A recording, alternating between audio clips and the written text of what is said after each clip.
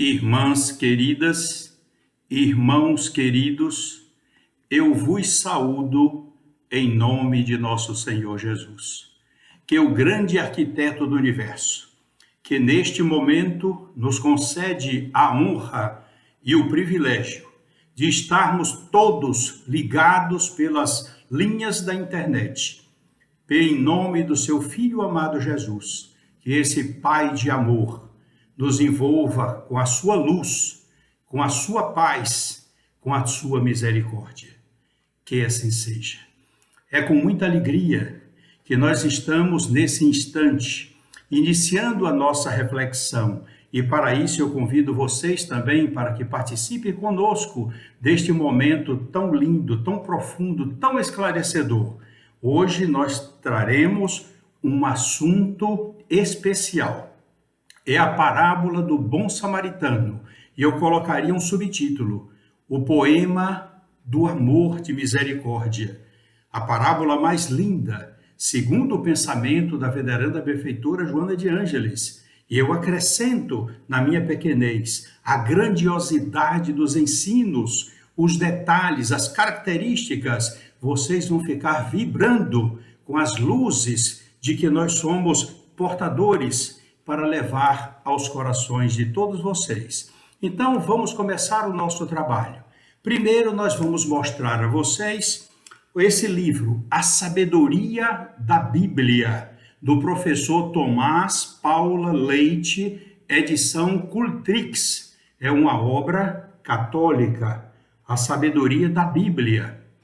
Aqui, neste livro, de mais de 20 anos nas nossas mãos, há o registro muito interessante da pesquisa e da análise que o professor Tomás Paula Leite realiza. O Novo Testamento. Foram 4.000 manuscritos encontrados em papiro enrolado, chamado liber, de onde veio a palavra livro, e em papiro dobrado, volumen em latim, ou volume, como nós conhecemos hoje. É interessante observar que ele registrou que houve inúmeras divergências nas traduções. Os copistas, por conta própria, procuravam melhorar a gramática, o estilo, corrigir presumíveis erros, inserir glosas explicativas. E quem eram os copistas? São aqueles que nos conventos, muitas vezes à luz de velas, copiavam à mão tanto o Antigo como o Novo Testamento. E aquilo era um trabalho cansativo, inclusive agredindo muitas vezes os órgãos, a visão, os olhos, a visão. E por isso muitos claudicavam, suprimiam parágrafos, ou às vezes repetiam parágrafos. E aí, como ele diz, que os copistas, por conta própria, procuravam melhorar a gramática, o estilo, corrigir presumíveis erros, inserir glosas explicativas. E o mais importante, de tudo isso, resultaram 200.000 variações, sendo 200 que acarretaram alterações do sentido do texto. Por aí vocês agora já vão entender como é que nós vamos começar. Vamos agora ao Evangelho segundo o Espiritismo de Allan Kardec, no prefácio, em seu primeiro parágrafo, quando Allan Kardec registra: os Espíritos do Senhor, que são as virtudes dos céus, qual imenso exército que se movimenta ao receber as ordens do seu comando, espalham-se por toda a superfície da terra e, semelhantes a estrelas cadentes, vêm iluminar os caminhos e abrir os olhos aos cegos. Olha a perspectiva da realização aí do Consolador prometido por Jesus. Mas nós vamos aqui, vocês vão observar um texto agora com mais de um século de diferença. Segue em harmonia, da veneranda benfeitora Joana de Ângeles, no capítulo 08, número 8. Esse livro é de 2015. Desfigurada, no entanto, a sua mensagem, a mensagem de Jesus, conforme Jesus já o esperava, prometeu que voltaria em forma de legião de estrelas luminíferas do mundo espiritual para recordar os seus ensinamentos, apresentarem novas revelações e ficarem para sempre no coração dos seres humanos. E isso realmente aconteceu? Vocês podem me perguntar, mas eu vou trazer para vocês agora o que está escrito em João, capítulo 14, versículos 15 e seguintes. Abram os corações para vocês se lembrarem. E eu rogarei a meu Pai, e ele vos enviará outro Consolador, a fim de que fique eternamente convosco.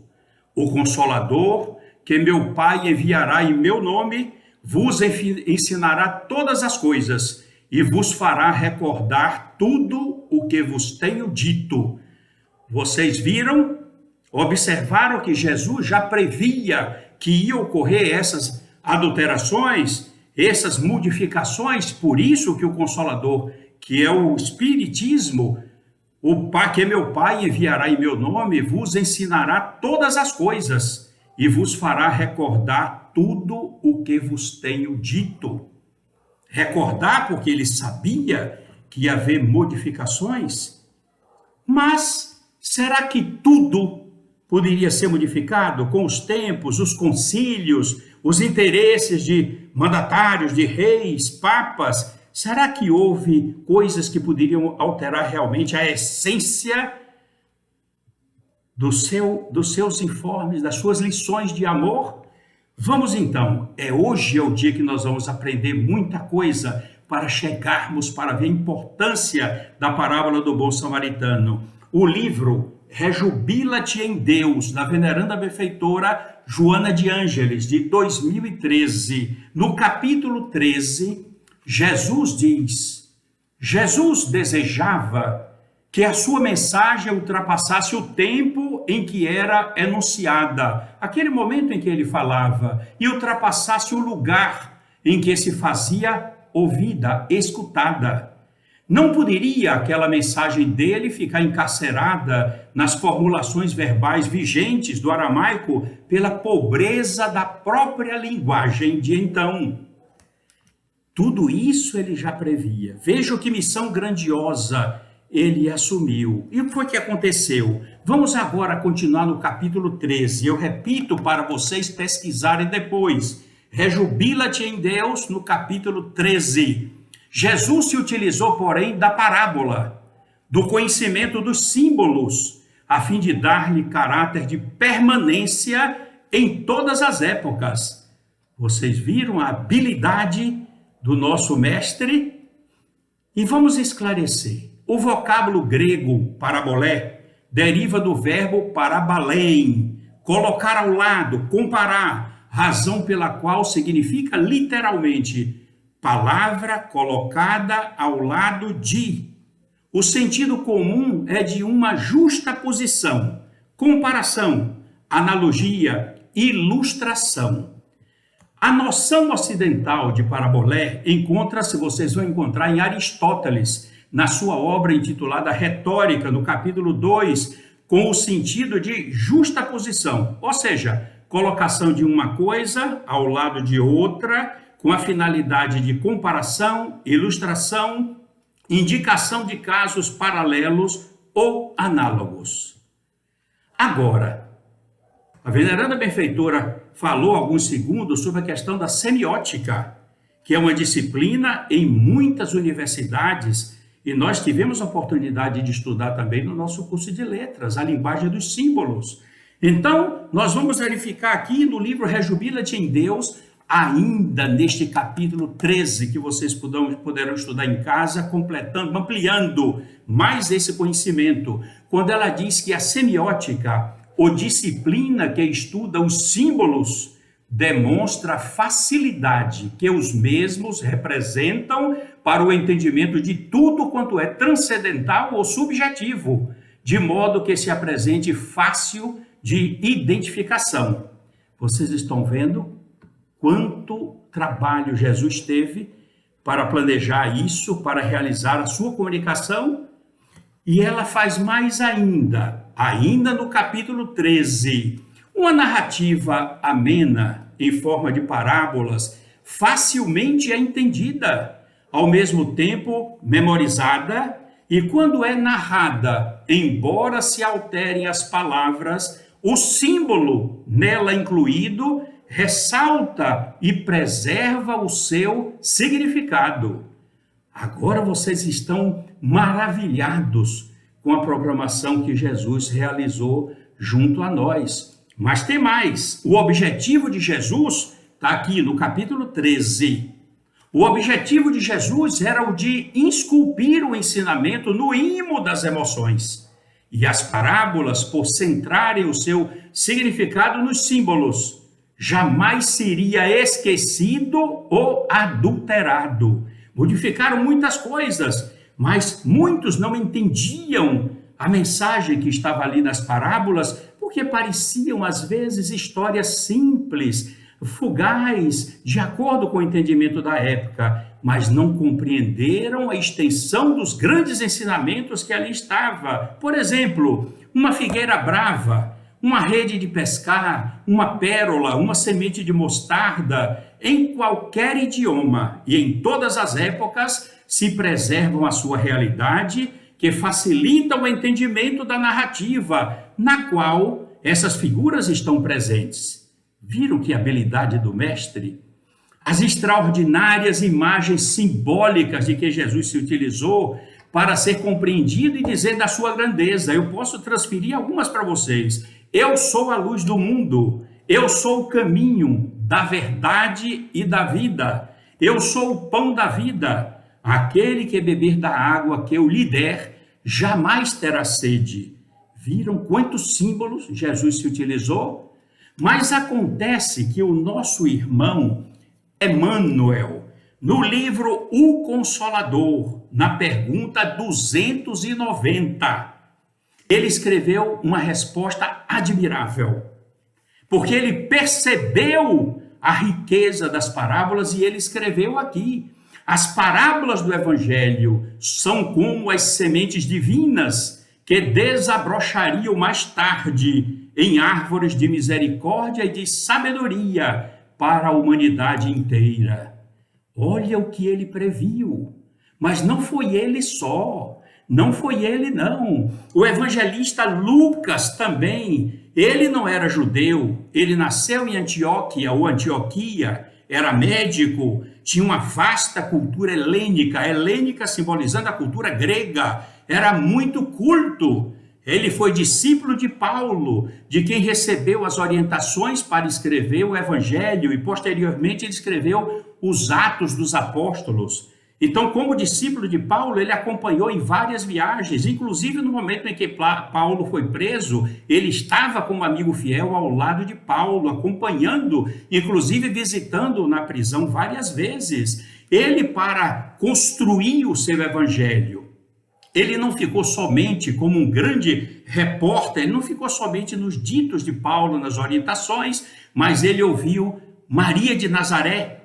Ele procurou a Nossa Senhora para escutar-lhe os ensinos, as orientações, as coisas que ele precisava ver. Ele também ouviu e pesquisou e entrevistou Joana de Cusa, a nossa Joana de Ângeles, entrevistou Maria de Magdala e também, como a história registra, entrevistou o diácono Filipe. E vocês perguntam, mas ali quem é esse diácono Filipe? Eu vou lembrar, vou refrescar a memória de vocês. Lembrem-se que uma vez Jesus chamou um rapaz, venha e siga-me. E ele parou, ficou circunspecto e disse, Senhor, deixa primeiro que eu vá enterrar meu pai. E calado se foi. Mas acontece que ele tinha uma intenção atrás dessa resposta. Havia uma formalidade dentro do judaísmo que quando o pai falecesse, morresse, desencarnasse, o rabino, para celebrar a transmissão do patrimônio, era preciso que o filho mais velho estivesse presente no sepultamento. É o que ele queria. E por isso ele se apossou de toda a fortuna que o pai deixou. Aí vocês perguntam, mas Jesus não previa que ele era um rapaz tão bom? Mas o que foi que aconteceu depois? A professora querida Amélia Rodrigues nos conta em um capítulo maravilhoso de um dos seus livros. Ele recebeu aquela fortuna, se casou, ele amava sua esposa, teve 3 filhas e o destino favoreceu a ele. Por quê? Porque as filhas todas três médiums. Começaram a incorporar os espíritos desencarnados nos circos romanos, mortos através dos sacrifícios, e vinham da testemunha da continuidade da vida. Ele se deslocou para a casa do caminho, onde Pedro lá estava, ofereceu toda a sua fortuna para Pedro empregar na sustentação da casa do caminho, auxiliando todos os necessitados. E à noite, nas reuniões mediúnicas, as três filhas recebiam as mensagens de incentivo para que todos continuassem o trabalho de Jesus. Isso é lindo, maravilhoso. E se não fosse a doutrina espírita, nós não teríamos conhecimento disso. Por isso que Paulo, com essa cultura vasta, falando várias línguas, inclusive o grego, que o evangelho dele foi escrito em grego no original, ele, como médico e como dominante da filosofia grega, Sócrates, Platão, Aristóteles e todos os outros, ele tinha uma profunda cultura, como registram aqueles que fizeram a sua biografia. Ele identificou na vida de Jesus a importância das parábolas. Ele viu ali a riqueza de conhecimentos, como identificou Emmanuel, que o futuro iria identificar os conhecimentos que iam brotar das parábolas. E aí é fácil identificar o interesse dele. Por quê? Se nós formos olhar os evangelistas, Lucas, Mateus e Marcos, nós vamos verificar que Marcos registrou no seu evangelho 2 parábolas. Marcos não conheceu Jesus, era um jovem que, através do pedido de Pedro, foi narrando para ele, ele escreveu o Evangelho de Marcos, 2 parábolas. Mateus, que ouviu e viu as passagens de Jesus, não teve a compreensão para identificar o que estava de riqueza nas parábolas e registrou 10 parábolas. Mas Lucas registrou 28 parábolas no seu Evangelho. Descobriu a riqueza de conhecimento que ali estava. E esse conhecimento não podia ser alterado, porque as parábolas eram todas eivadas de símbolos, marcando aquelas histórias parecendo tão simples, a grandiosidade do pensamento e da riqueza dos ensinamentos de Jesus. Vamos então agora começar o Bom Samaritano, que foi registrado por Lucas no capítulo de número 10, versículos 30 a 37. Mas antes, vamos aqui a uma pequena observação da veneranda benfeitora Joana de Ângeles no livro Jesus e Atualidade, capítulo Jesus e Revolução, quando ela escreveu: quando Jesus recorria a parábolas ou apresentava contra-interrogações aos fariseus e hipócritas, usava de uma técnica sem paralelo, mediante a qual o farsante se descobria nas suas próprias palavras. Foi o que aconteceu com a parábola do bom samaritano.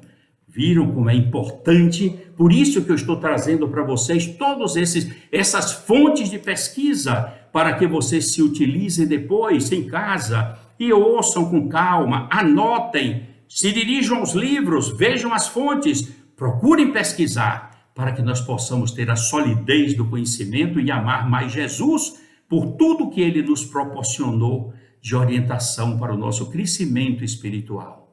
Mas vamos agora à parábola de Lucas, capítulo 10, versículo 25 a 37. Aqui nós temos, olha, o Novo Testamento de Haroldo Dutra Dias, autografado para mim em Curitiba.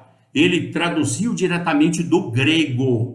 Quando então o doutor da lei, para o tentar, lhe fez a pergunta: mestre, que preciso fazer para eu possuir a vida eterna? Respondeu-lhe Jesus: que é o que está escrito na lei? Que é o que lês nela? Ou seja, como é que você entende? Quando nós estudamos direito, nós sabemos disso.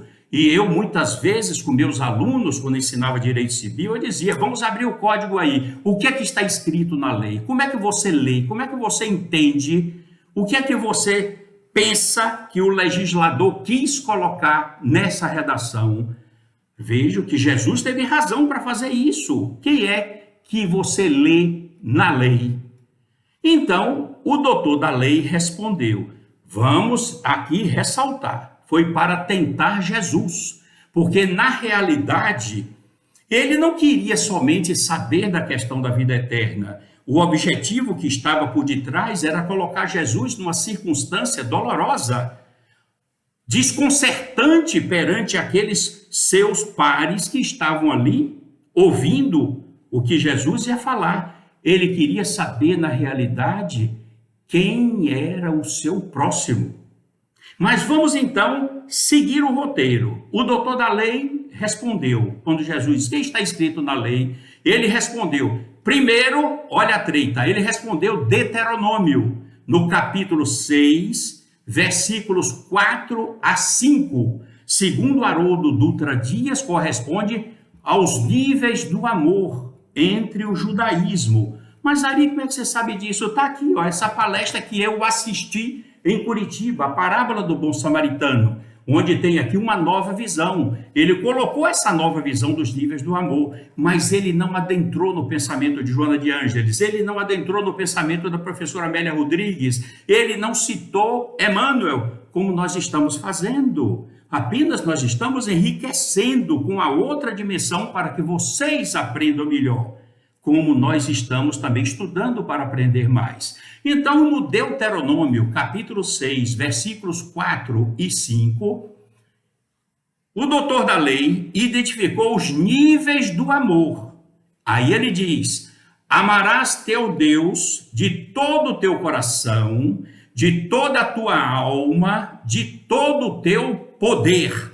Como diz aqui, com todas as tuas posses, com todos os teus muitos, com todos o seu patrimônio, para colocar tudo que tem para Deus. Então, quando diz aqui, de todo o teu coração, o coração representava a sede do sentimento e a sede da razão. Eles não tinham conhecimento da fisiologia humana. Então, o coração, viu daquela vez que Jesus disse, o que é mal parte do coração.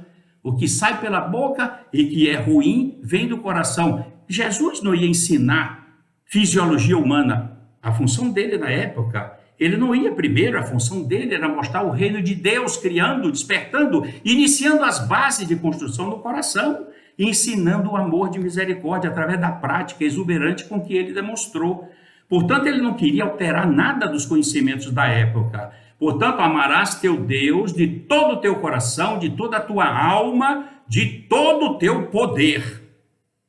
E depois, aí vem agora a maledicência do doutor da lei. Ele saiu do Deuteronômio e foi para o Levítico, no capítulo 19, versículo 18, e acrescentou: amarás o teu próximo como a ti mesmo. Disse-lhe Jesus: respondeste muito bem, faze isso e viverás. Ele queria viver a vida eterna. Mas vamos agora colocar algumas luzes para vocês entenderem. Se tivesse com o Deuteronômio na mão, seria fácil, mas vamos tentar facilitar a vida de vocês. O Deuteronômio, capítulo 6, versículos 4 e 5, são os níveis do amor no entendimento do judaísmo. Amarás teu Deus de todo o teu coração, compreendendo para os judeus a sede do sentimento e da razão. Isso representaria despertar a compaixão e o planejamento daquilo que iria fazer para socorrer o próximo. De toda a tua alma, os judeus entendiam que havia uma união com o corpo. Você se lembra de Nicodemos, que quando entrevistou Jesus, portanto, aquilo era demonstrar amor com ações concretas, a união, a encarnação, a ação de entrar na carne. E aí vocês dizem: mas Ari, o doutor Haroldo Dutra falou isso, mas ele não chegou a comprovar. Não, claro que nós todos lá na plateia confiamos nas pesquisas que ele fez, mas eu posso comprovar. Por que eu posso comprovar? Porque nós temos aqui a Cabalá judaica. Olha que os judeus têm 3 livros sagrados: a Torá, que representa o Antigo Testamento, o Talmud, que é o livro de convivência, de relacionamento, de procedimentos, e temos a Cabalá, que é a parte esotérica, de onde surgiu, de onde veio, desde o Egito, com os ensinamentos para a formação da Cabalá, os primícias dos sacerdotes egípcios, veio também a origem da maçonaria, que teve na Cabalá a sustentação da formação do grau 33. Então, quando eu penetrei no grau 33, quando eu fui assumir e fui encontrar as bases da Cabalá judaica, no estudo isso, e eu posso dizer para vocês aqui, sem nenhuma alteração. Olha, eu não gosto de usar o óculos, porque o óculos dá essas luzes, minhas lentes não são anti-reflexo. Então, me desculpe por isso, mas eu preciso da autenticidade do que eu for dizer a vocês. E aqui vocês vão ficar, olha, arregalem os olhos, porque está aqui, na Constituição Maçônica e no Código. A maçonaria proclama um princípio criador, a inteligência suprema, causa primária de todas as coisas, denominado grande arquiteto do universo, a imortalidade da alma e a ressurreição dos mortos e a ressurreição na carne. Vocês ficaram surpresos? Porque eu fiquei também. Quando eu fui iniciado no grau 33, isso me chamou a atenção e eu digo, peraí, Deus é a inteligência suprema, a causa primária de todas as coisas, que se chama grande arquiteto do universo, eu já vi isso em algum lugar. E vocês já viram também na pergunta que Allan Kardec fez aos espíritos, que é Deus? Por aí, meus queridos irmãos, vocês estão vendo.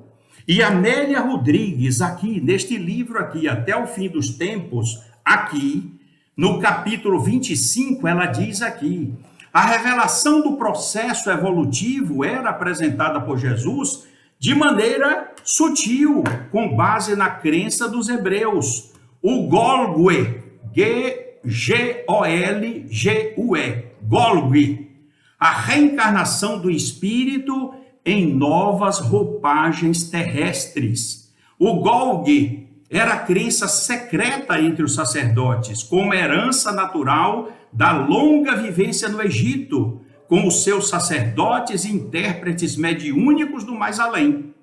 Vedada ao homem comum, transpirava em forma de aceitação natural a respeito da volta ao corpo físico, reencarnação, e também mediante o aparecimento após a morte, ressurreição, ressurgir dos mortos, quando o desencarnado aparecia com o seu corpo perispiritual, e ressurreição na carne, a volta na carne.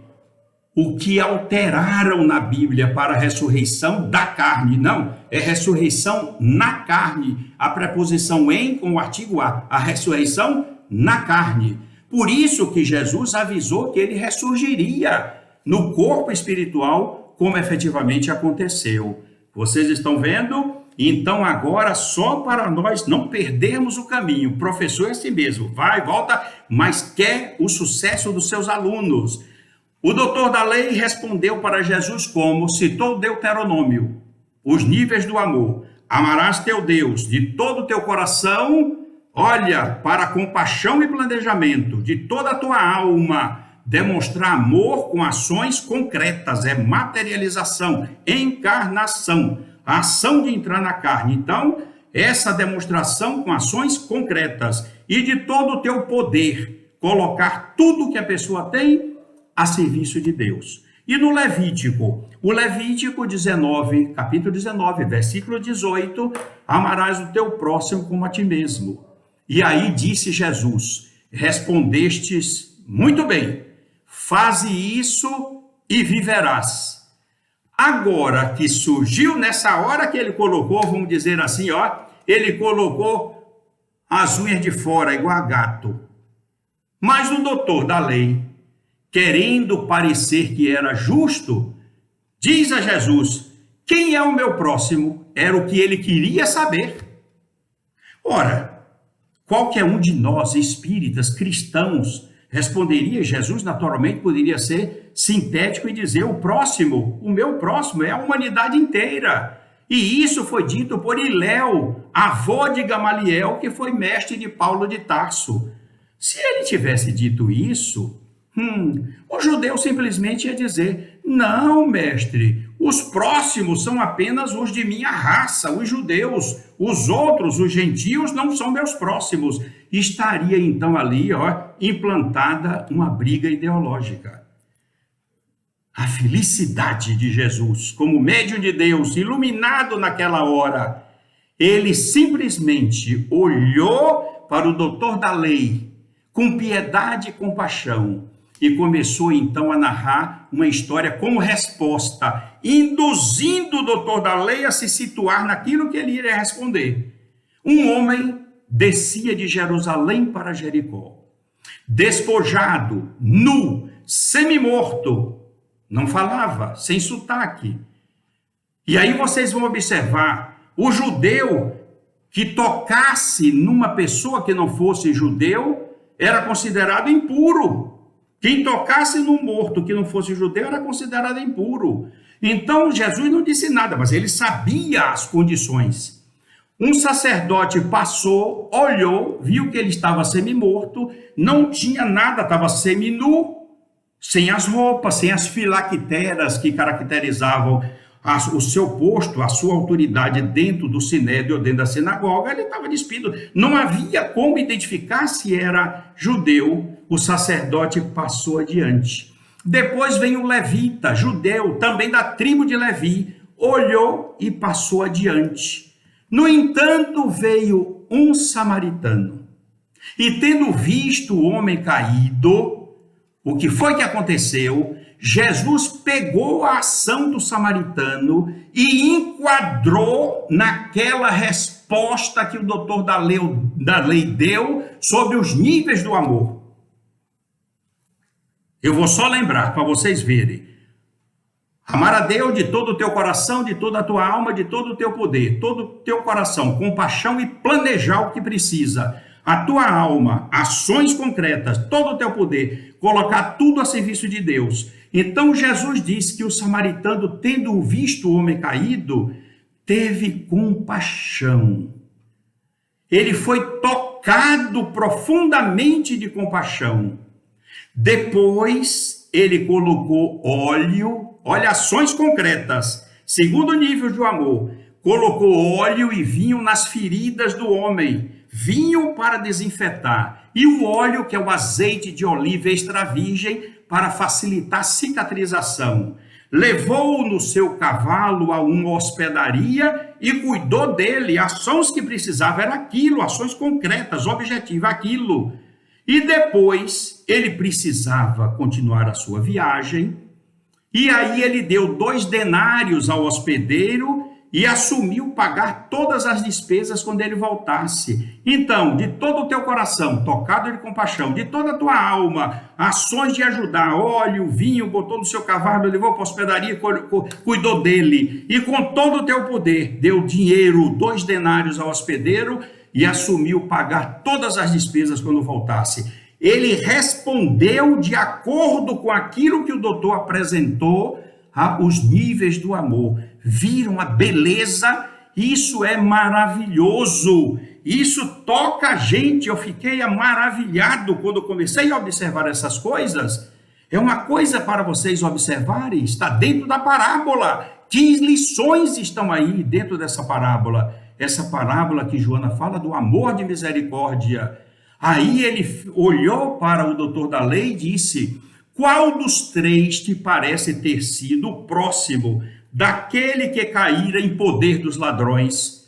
Bastava o doutor da lei dizer: o samaritano. Mas eles não falavam nem no nome do ódio que tinham pelo samaritano. Consideravam o samaritano herético, abominavam, principalmente os judeus ortodoxos de Jerusalém.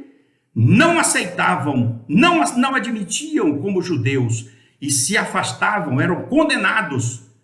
O doutor respondeu: aquele que usou de misericórdia para com ele. E Jesus, calmamente, envolvido de amor, projetado na direção do doutor da lei, como disse a professora Amélia Rodrigues, e com a doçura na voz, disse: então vai e faze o mesmo. Faça o mesmo. Olhe aquele homem que está ali caído, ou qualquer um que esteja, não importa se é judeu ou inimigo, mas faça o mesmo. Por isso que nós vamos observar No livro Jesus, o Evangelho, no capítulo Luz da Caridade, quando a veneranda benfeitora Joana de Ângeles dá uma conotação de esclarecimento para vocês entenderem a extensão dessa parábola, quando ela diz: não poderia haver melhor modelo para ensinar o amor que se esplende na ação da caridade do que a figura do samaritano, escolhida por Jesus, considerando o seu desvalor para os judeus. Não valia nada a indignidade que lhe atribuíam. Sendo ele, samaritano, quem socorre o adversário sem fazer qualquer interrogação, sem ao menos recordar-se de que o judeu caído e espoliado é alguém que o maltrata e o desconsidera, e que, por sua vez, o deixaria aos abutres e à morte, sem qualquer sentimento de culpa, caso a situação fosse diferente, fosse oposta. Então vocês vejam, é esse o sentido da caridade com Jesus. Não se trata da doação que humilha, do oferecimento das coisas e pertences inúteis que estão nos nossos armários, que estão nos nossos guarda-roupas, dos excessos que entulham móveis e mofos armários. É a caridade do amor que se projeta. E eu ainda acrescento mais ainda, se nesta parábola, por exemplo, depois que o judeu ficasse curado, que soubesse que foi o samaritano que o curou, que o ajudou, que o levou, que botou na hospedaria, que pagou todas as despesas, não ia agradecer, ia continuar odiando. E o samaritano sabia disso e praticou o amor na sua essência mais sublime. Viram o brilhantismo da lição de Jesus? Por isso que nós vamos ver aqui no capítulo ainda Luz da Caridade. Aqui, ó, Jesus, o Evangelho, a luz da psicologia profunda, Luz da Caridade. A parábola do bom samaritano é um poema da mais profunda psicologia do Mestre para com a humanidade inteira, tornando-se necessário a cada indivíduo atender à ordenança. Então vai, Jesus, diz Jesus, e faz o mesmo. Nós estamos ouvindo há 2021 anos essa ordenança de Jesus. Então vai, diz Jesus, e faz o mesmo. Será que nós estamos fazendo o que Jesus recomenda, está nos dizendo? Será que estamos fazendo? Ou estamos iludindo o Mestre, com aparência de espíritas, pregando a caridade, mas não estendemos as nossas mãos para levantar o caído, não abrimos o nosso coração para atender às necessidades reais de que o outro está precisando, não despendemos dos nossos recursos monetários para ajudar aquele que precisa. Por isso que isso marca o coração de qualquer cristão espírita, ouvindo, ressoando na acústica da alma. Então vai, diz Jesus, e faz o mesmo. No livro Tesouros Libertadores, no capítulo 29 da veneranda benfeitora Joana de Ângeles, ela diz assim: avança pelas trilhas inesquecíveis da mensagem do bom samaritano e demonstra como o amor é amplo, sem distinção de classe, de condições, de ódios e rancores, sendo o hálito de Deus que sustenta todas as criaturas. Isso é linda, essa mensagem. No livro Segue em Harmonia, que nós temos aqui, ó, já estamos aqui com ele, Segue em Harmonia, no capítulo 8.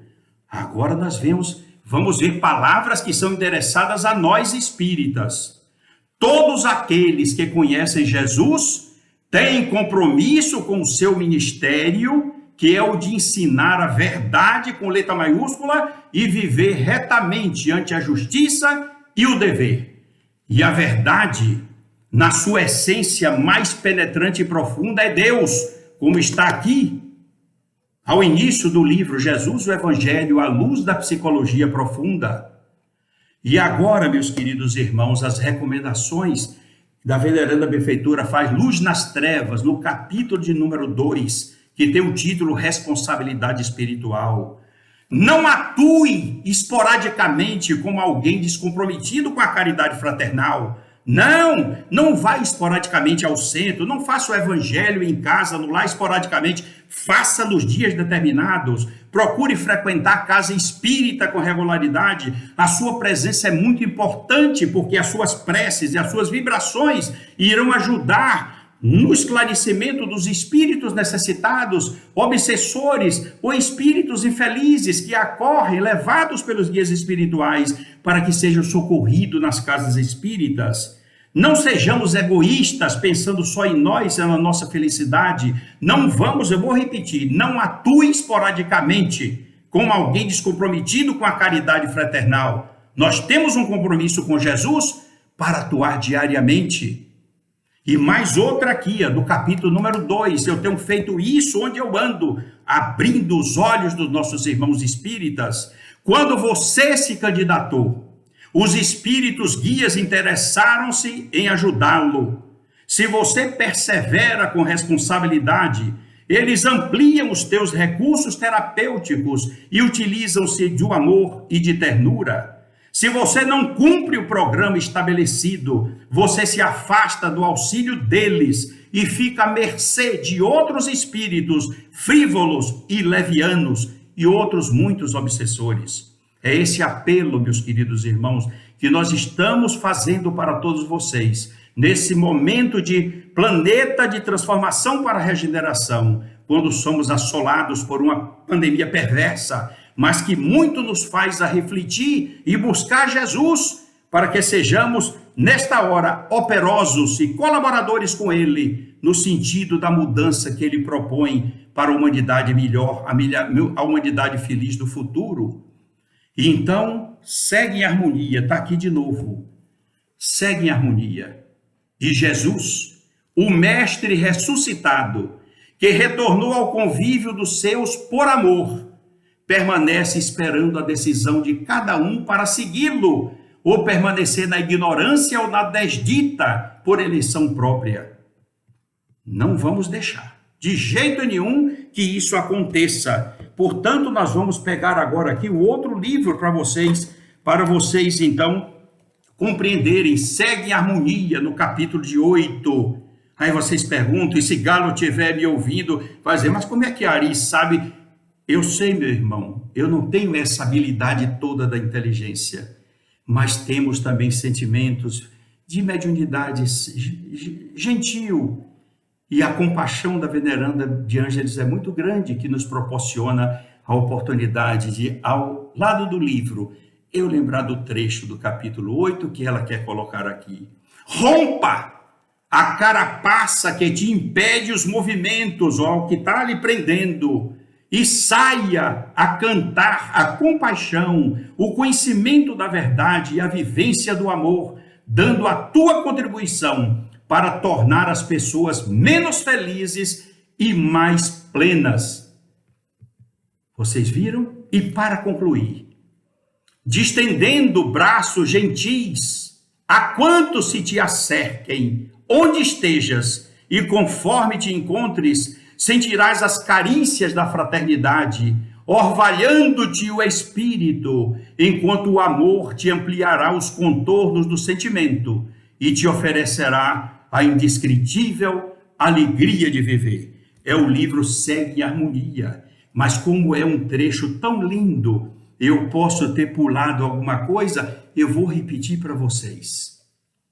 De estendendo braços gentis, estendendo os braços gentis, a quantos se aproxime de você, onde você esteja, e conforme você se encontre, você irá sentir as carícias da fraternidade, como orvalho caindo, molhando o teu espírito, enquanto o amor vai ampliar os contornos do teu sentimento e vai te oferecer a indescritível alegria de viver.